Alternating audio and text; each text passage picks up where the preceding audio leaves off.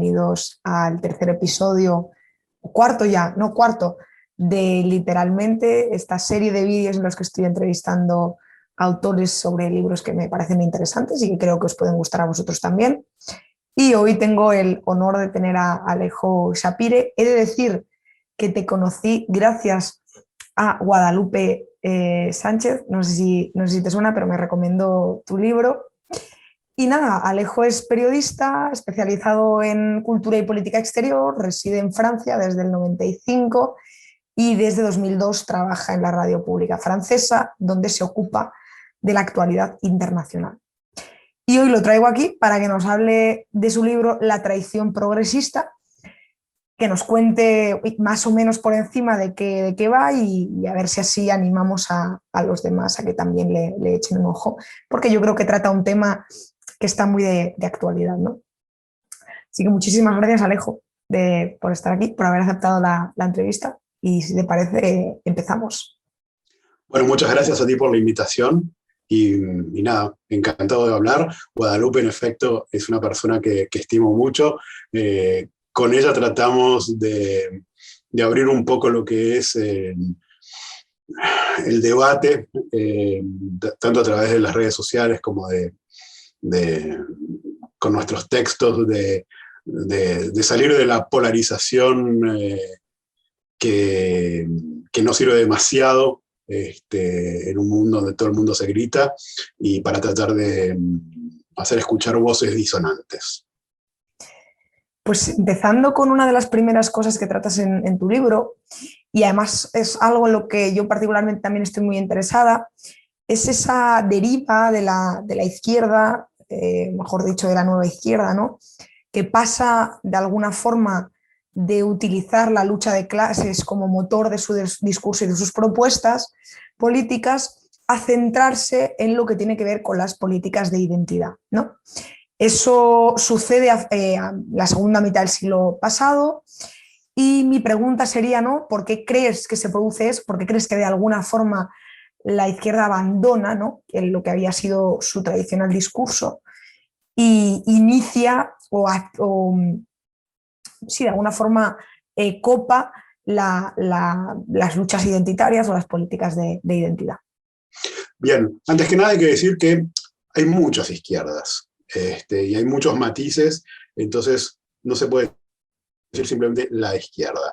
Lo que sí está claro es que a partir del colapso de la Unión Soviética y de la derrota ideológica del campo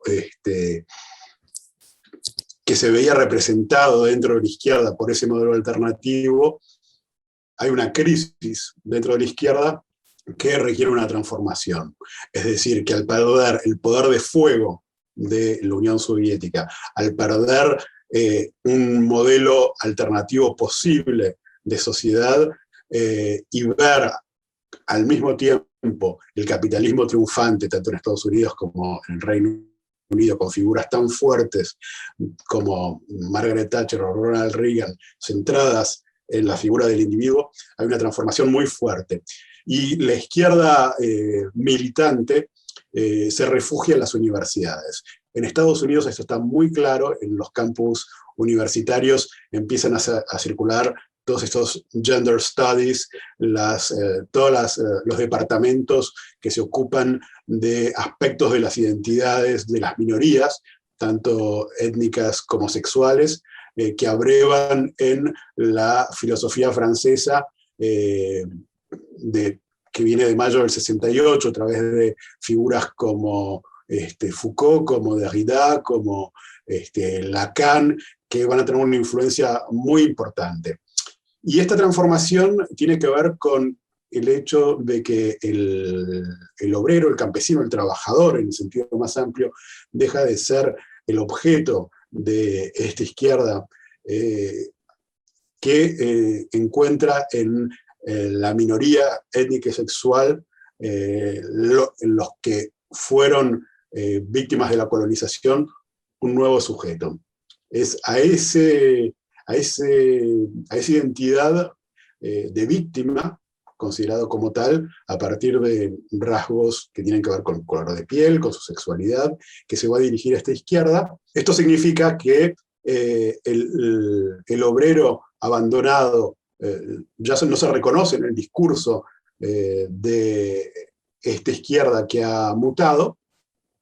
Por eso lo encontramos dentro del electorado de Donald Trump, o en Francia, en el Frente Nacional, que el viejo electorado comunista ha pasado directamente a la extrema derecha, porque simplemente esa nueva izquierda que trabaja para los que han ganado con la globalización, es decir, los blancos de los núcleos urbanos y las minorías que constituyen el electorado, son el nuevo espacio de esta izquierda. En realidad, lo que yo describo en el libro es una guerra entre dos izquierdas. Está la izquierda, que es tradicional. Cuando hablo de esto, de la izquierda, hablo de izquierda europea, la inteligencia europea, esa que era amante de la libertad.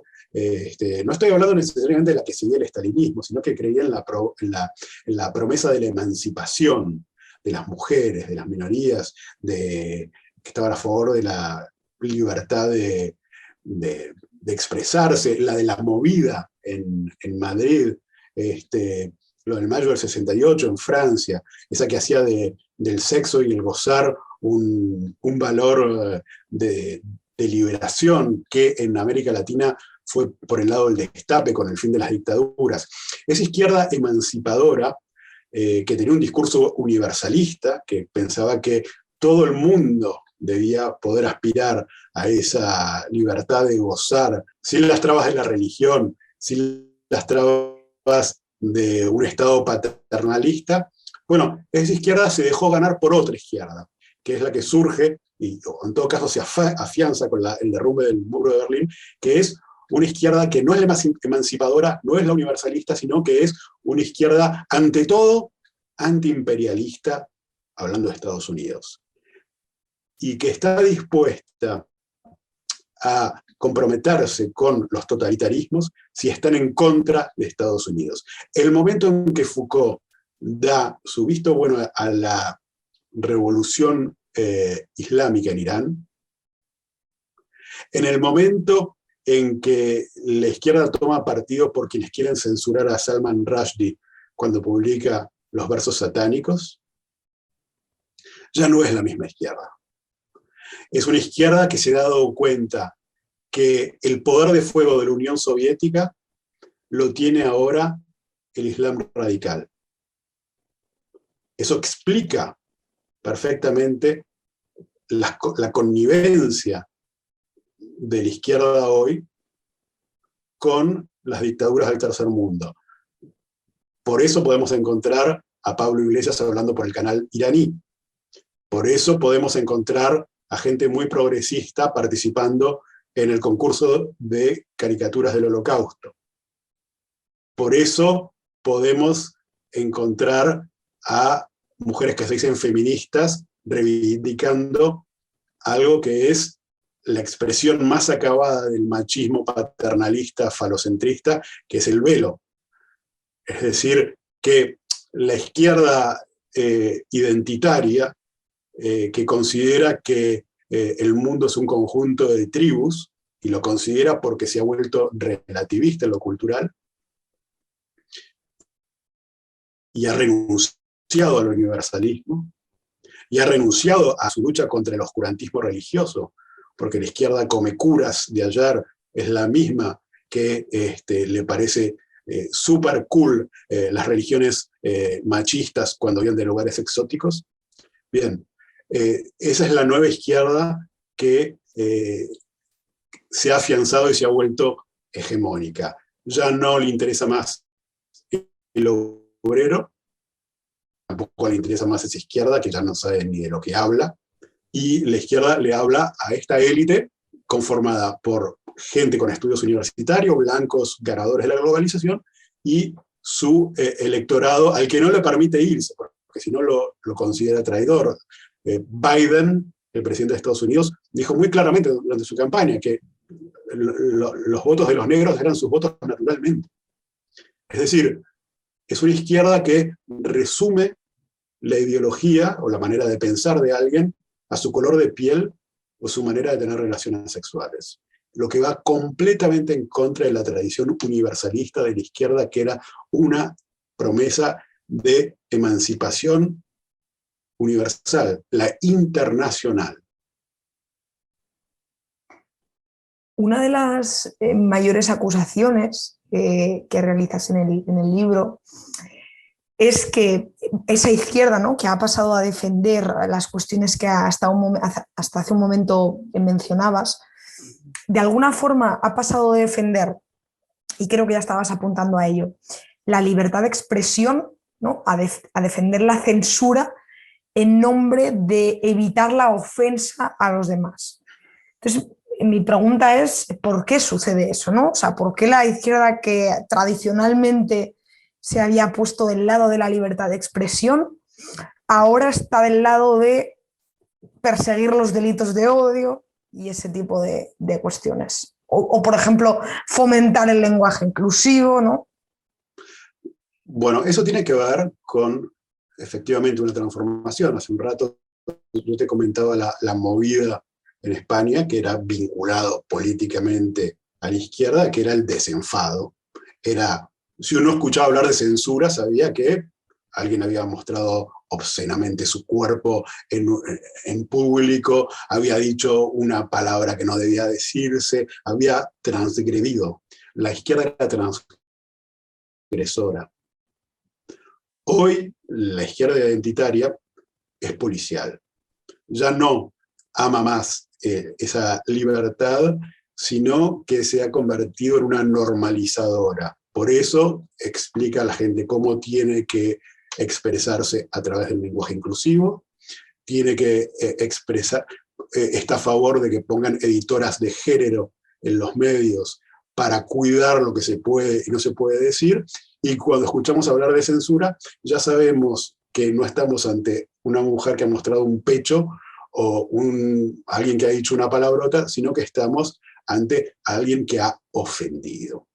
Esa transformación tiene que ver, yo la sitúo en el momento de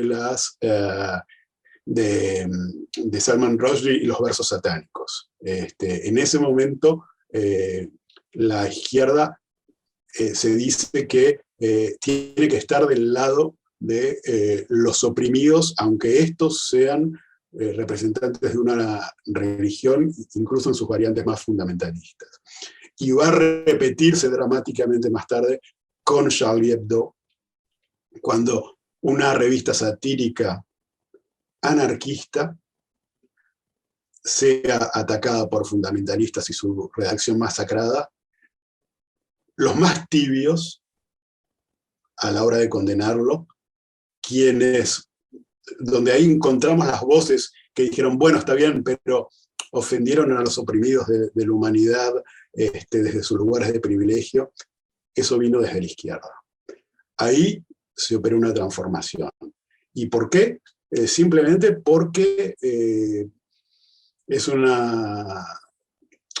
por un lado hay viejos reflejos del estalinismo que reaparecen, pero sobre todo al haber trasladado su batalla al campo cultural, esta nueva izquierda progresista necesita controlar el discurso, fijar las normas, porque piensa desde un punto de vista gramsciano que con este entrismo puede controlar el campo simbólico y entonces controlar el poder real. Y entonces necesita convertirse en quien conduce el discurso. Hay otro punto que me ha parecido también muy interesante, porque creo que hay muchos ejemplos que están sucediendo en la actualidad política que lo corroboran, ¿no? Que es una especie como de divorcio, división entre la élite progresista y su electorado, ¿no? A modo de anécdota, pues lo vemos mismamente en España, ¿no? Pablo Iglesias, expresidente del gobierno, que actualmente se está presentando como candidato a la Comunidad de Madrid, se reivindicaba hace unos años orgulloso de ser de Vallecas, que es un barrio muy humilde en España, y sin embargo luego se va a vivir a un pueblo de las afueras de Madrid, se compra un chalet, que aunque es un nivel de vida que no se puede permitir la mayoría de españoles, ¿no? Y ese tipo de cosas yo creo que el electorado de izquierdas las ve con rechazo de alguna forma, ¿no? Entonces, ¿tú crees que ese tipo de cosas son, por ejemplo, causas de la victoria de Trump en Estados Unidos o del auge de los populismos de derechas en Europa que de alguna manera están empezando a entrar en el caladero de votos tradicional de la izquierda? No, a ver, ahí creo que no. ¿Por qué? Porque, para decirlo de una manera un poco caricatural, a la izquierda no, al pueblo le suelen gustar los millonarios. Trump es un millonario. Y eso no supuso un problema para decirlo rápido, al redneck que no tenía un peso o al que estaba en el cinturón industrial desindustrializado, que se quedó sin trabajo cuando exportaron su fábrica a México, por ejemplo.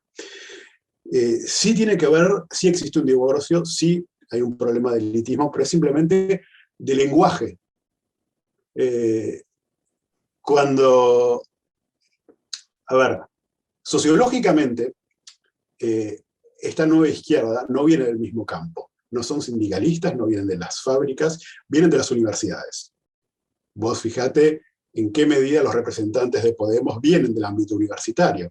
Nunca estuvieron confrontados con el trabajo manual, ni con las fábricas, ni incluso con la empresa privada. Desconocen completamente lo que es ganarse la vida. De otra manera que no sea trabajando en el ámbito intelectual y en su propia burbuja ideológica. Yo pienso que esto, mucho más que su mansión, crea un malestar en el pueblo que no se ve reconocido en esta gente que habla un lenguaje distinto, que tiene preocupaciones que les resultan muy ajenas, mientras que Trump es alguien que justamente, y esto me parece que es clave, al haber creado policialmente, por eso se habla de la corrección política, ¿verdad? Un ambiente donde todo el tiempo hay que andarse con cuidado y no decir cosas que puedan ofender a nadie. Trump irrumpe como un punk, como un antisistema, no como un viejo conservador. Y puede darse el lujo de ser un millonario y lo reivindica. Y dice, yo me pago mi propia campaña. El obrero admira al hombre que tiene dinero, para decirlo muy, muy vulgarmente. Eso no es lo que le supone el problema. Lo que le supone un problema es que Pablo Iglesias habla en otro idioma y le habla a otra gente. En cambio, Trump, que también es un populista pero de derecha, es el tipo con el que saben que podrían ir a tomar una cerveza y no se sentirían intimidados. Entonces, y les gusta este tipo que dice lo que no se puede. Es una bocanada de oxígeno que diga cosas que hacen sonrojar a todo el mundo. Es el tío borracho en la fiesta.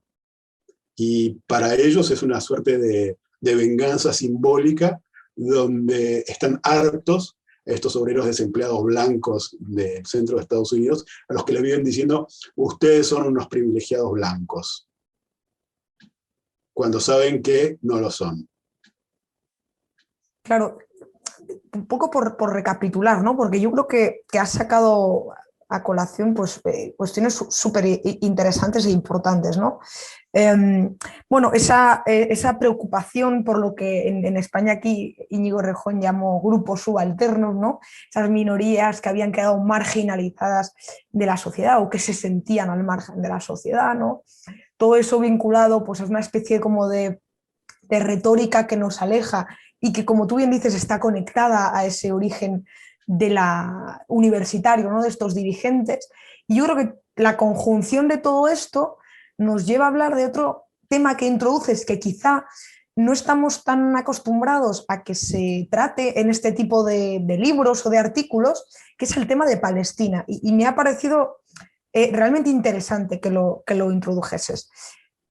Es verdad que Palestina ha sido, como tú decías, no toda la izquierda es igual, pero para cierta izquierda, esta izquierda más antisistema, esta izquierda más posmodernista, ha sido una bandera, ¿no?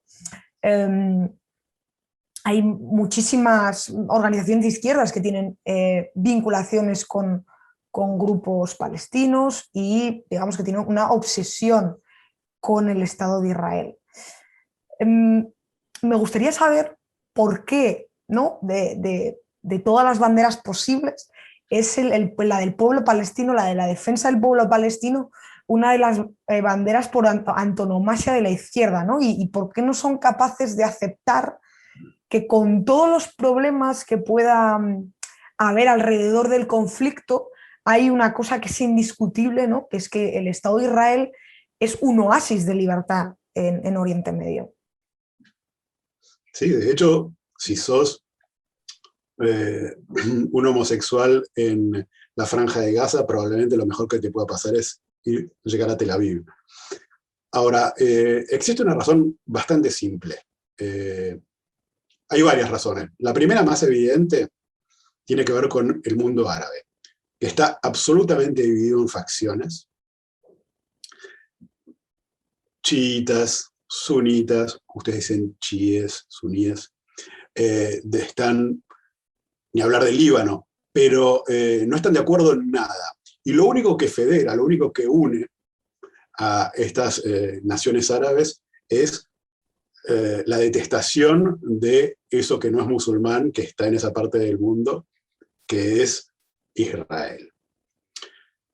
Eso por un lado. La izquierda ve en esa causa una bandera que puede usar primero para establecer un puente con esa parte de la humanidad que consideran que son los oprimidos. Entonces, por un lado, esto. Por otro lado, y esto es más complejo, tiene que ver con un aspecto psicológico europeo. Voy a tratar de explicarlo. En los años 30, en Europa crecen los nacionalismos, los estados-nación, con una figura que busca enaltecer al ser nacional. En Alemania es el nazismo, el fascismo en Italia, luego tuvieron el franquismo en España. Son todos regímenes que se distinguen por enaltecer a un ideal nacionalista, que vendría a ser una suerte de hombre ario, muy claramente en el caso de Alemania, que es el centro de lo que está bien y lo que hay que preservar. Y todo lo que está alrededor, todo lo que es periférico, es el mal. El otro es el mal. Empezando por los judíos, a los que, bueno, históricamente el cristianismo ha perseguido para distinguirse en los primeros tiempos del judaísmo de donde viene. Y en los años 30, bueno, bajo esta lógica de hay que preservar al hombre ario y destruir a los parásitos encarnados por el judío, los gitanos y demás, y llega el genocidio de los judíos y los gitanos, las minorías que hoy defienden. Cuando empieza a conocerse lo que fue el horror de Europa, la culpa crea un electroshock. Y el paradigma se invierte. Eso que estaba en el centro, que era lo que había que preservar a toda costa, el hombre blanco, pasa a ser el culpable. Y todo lo que estaba en la periferia, que era lo malo, el otro, pasa a ser lo que hay que cuidar. El otro es el bien y nosotros somos el mal por lo que hicimos y nos autoflagelamos. Ahora, en este movimiento, el judío queda muy mal parado. ¿Por qué? Porque va a contramano de ese movimiento. Él en ese momento, después de Auschwitz, dice, a mí no me van a volver a matar, la próxima vez tengo un ejército para defenderme. Y está en la creación del Estado de Israel, es decir, la creación de un Estado-nación identitario. Pero es una identidad que se crea negativamente, es decir, toda esa gente que fue perseguida por Hitler tiene acá un refugio. Y esa va a ser nuestra identidad, los que fuimos perseguidos, que es lo que es necesario para convertirse en ciudadano de Israel, haber sido parte de esa familia perseguida.